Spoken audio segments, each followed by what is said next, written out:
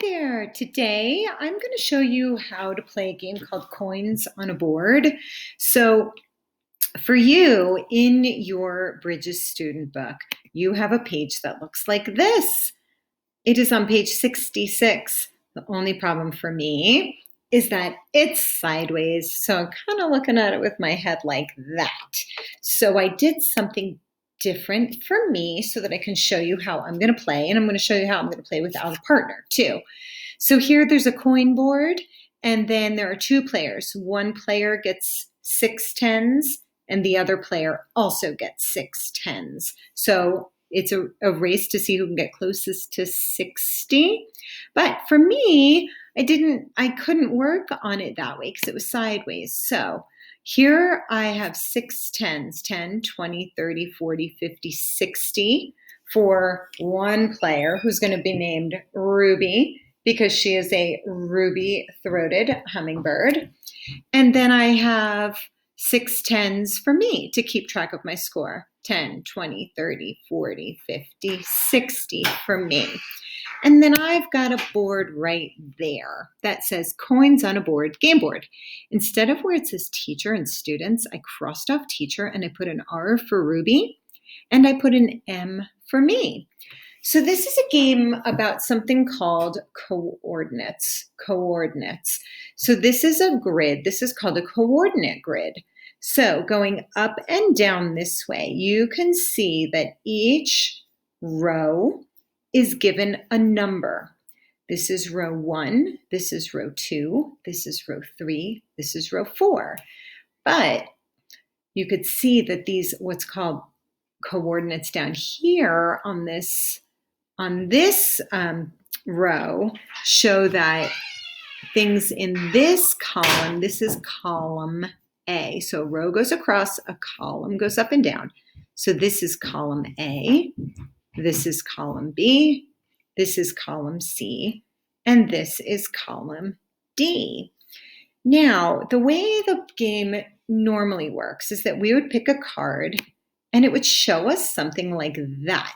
So this is called a coordinate. So we would have to find where would A and 2 meet up. So where would column A meet up with row 2? So here's column A and here's row 2.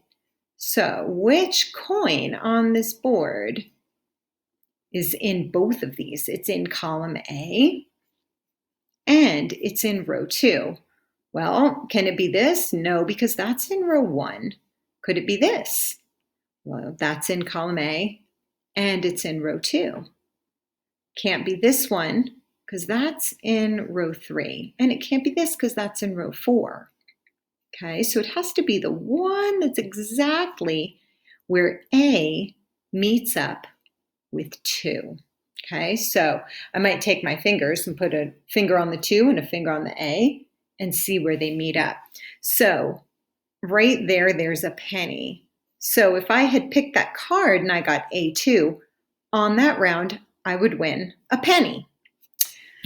We're going to play 6 rounds, but I know that you don't have the cards like that. So here I have created 2 spinners. I traced a cup to be a perfect circle, and then I drew a line up and down through the middle to split that circle into 2 halves. And then once I had 2 halves, I did another line across, and I cut each half into half. See? So I actually wound up with quarters. 1, 2, 3, 4 equal sections. I want the sections to be equal because I don't want my A to be really small, but my D section to be really big, because then it would be much more likely that I would keep getting Ds. So I need a spinner for A, B, C, D, and a spinner for 1, 2, 3, 4. And the way we do a spinner sometimes is that I can hold a pencil with a paper clip. So I'm going to spin. So I got B,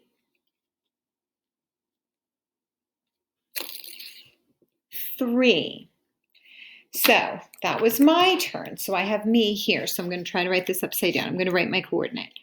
B, comma, 3 was my first turn.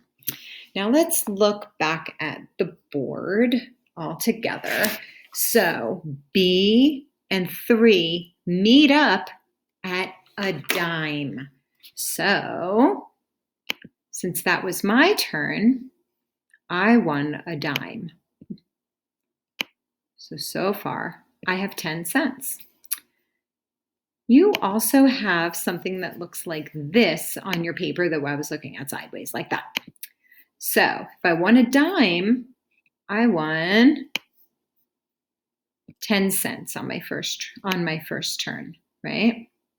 I could do it like that. The other way I could have done these is to have them come down like this so that I could make a 10 bar. So that was my first turn.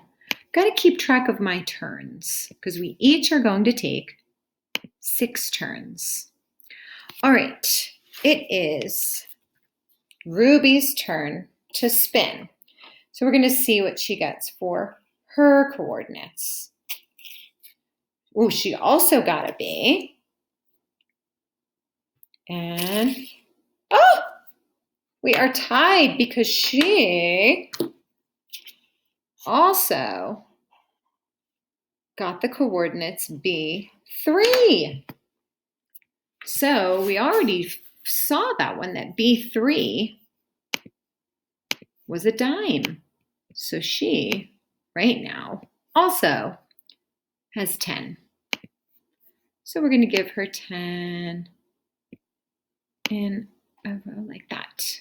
I'm going to pull hers down also because I like to look at the 10s when they go down in a row. I'm sorry, down in a column.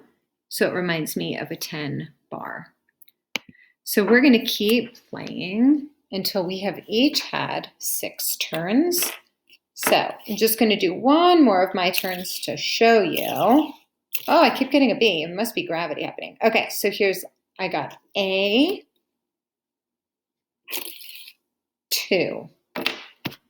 A2. Let's see. What did I get? My coordinates were A2, just like this. That's like what I spun. A2 is 1 penny. So now I have a 1. So I'm going to add that to my chart. I get to do another 1. Okay, so I went twice so far. Ruby has only gone once. We're going to keep playing and keep going until we've each gone 6 times. And then we're going to add up how much money we each have and how many coins we won on the board. And it's okay to get the same coordinates again. You would just, let's say I got B3 again, I would just get another dime. So go ahead and play, and you can play as many times as you want.